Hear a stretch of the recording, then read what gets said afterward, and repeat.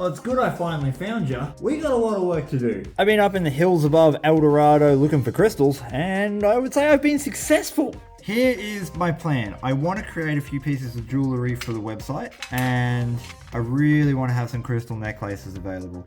These are beautiful little pieces to use for something like that. They've got a decent amount of clarity in them. It's kind of hard to show you on camera, but you can see that. Really good clarity.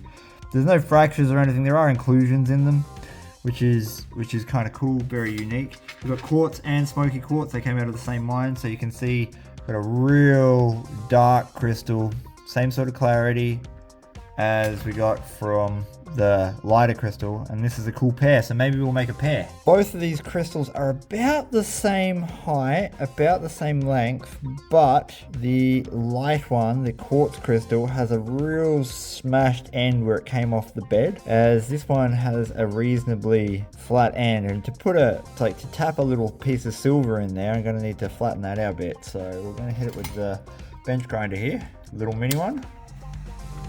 Bit of water.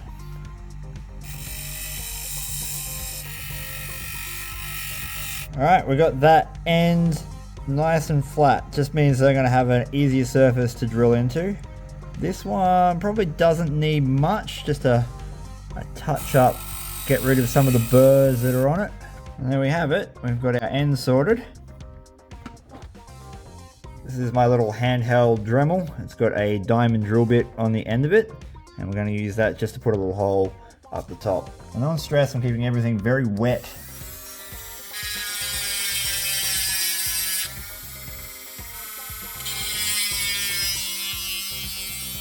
Speaking from some experience, the camera hates the ultrasonic cleaner noise, so the audio is going to cut off to something else.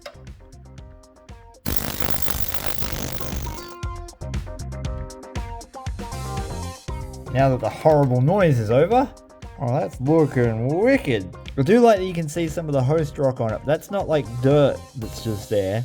That is actually part of the granite host bed, so you can see that it was attached to that bed at some point.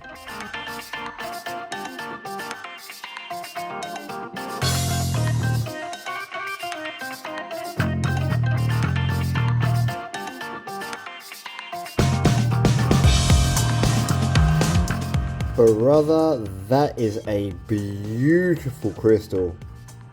That has some great clarity to it. Holy crap. I didn't realize how nice that looked until I got it out of the ultrasonic. This is 925 silver. So we're going to make the little loop, the lanyard, the hole, the bail out of this, because fancy. The first thing I need to know is how deep that hole is. Yeah, it's deep enough. Talking about that much. So I'm going to give myself a little bit to play with here.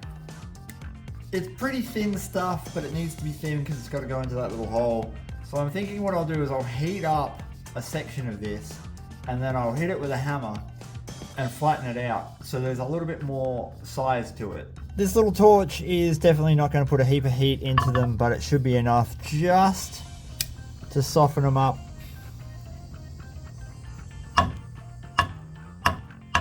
That's what I should have done at the start.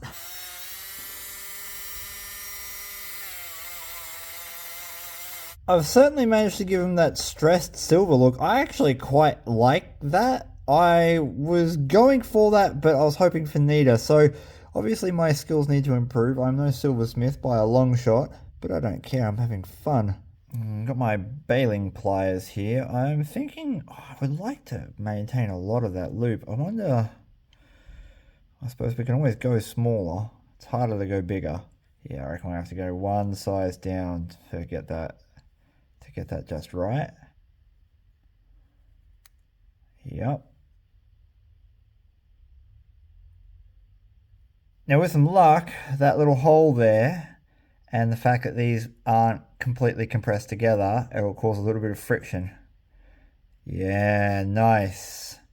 Nice. Now that little bit of friction is going to be helped by the fact that we are going to cement these in. We've got some Loctite that will help set these properly. For years I thought that jewelers used all sorts of special stuff, and they do, but they also use a lot of Loctite, I discovered, which I was genuinely surprised about. I would have thought they would add some sort of special jeweler's glue. And again, they do, but so many of them use Loctite. So we're going to orientate this so we can see the geology. Here we go. So it will sit on your neck just like that. All right, that's our orientation just there.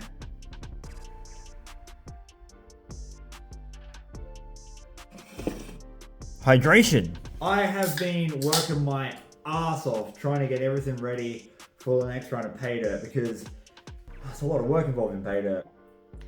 Collecting enough concentrates is my biggest problem. It's the bottleneck. I have to go out almost every day to get some, and that's what we've got in this bucket. I have to separate away the gold first because it's for a video, but then I want to use the dirt in my 1 gram pay dirt bags. And you know, I really thought the pancake pan was going to be more of a crevice pan, something you would use when you went out crevice. It turns out it's really good for cleanups. The dirt in question actually comes from a local creek only 15 minutes away from my house. And it's got really chunky gold in it, which I thought was pretty cool considering I've almost always had to pan and sluice fine gold.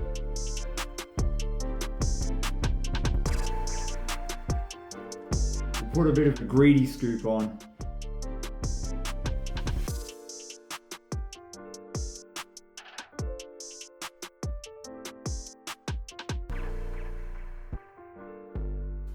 It sounds like I have a delivery.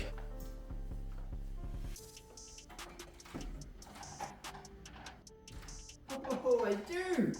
I do have a delivery. Gotta cover up the really important stuff. I've been waiting for this for a little while. What's in the mysterious yellow packaging? You'll find out in a later episode. At any rate, that's the last of my cons on the pan. Shake, shake, shake. Can't believe how fast this is to go through cons. That was like maybe less than 5 minutes. Concentrate all the heavies in the center. Can already see all the gold. Look at that, some chunky gold. This little session was about 3 hours on the creek, and it's part of a cleanup that I'm doing for a video that's coming up on Bogus Prospecting. Look at that. Oh yeah. I'm actually in the middle of working dredge tailings. That's where all the gold's coming from. This is the other thing that I got to do today. These are Reedy Creek tin concentrates from a river sluice, and they are thick. And I know that there's gold in them. I've been through it once before. I just want to know how this pan goes in it. Primarily because I'm interested. I know there should be a decent amount of gold in it though.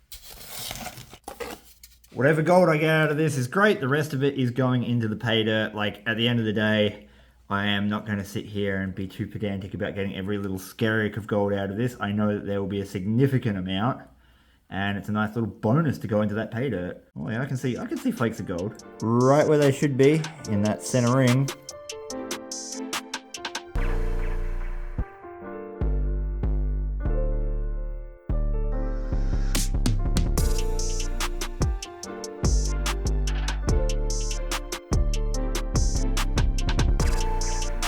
That took 2.5 minutes to do an entire tub of Reedy Creek tin. Now I know there's going to be losses, but that's damn impressive regardless.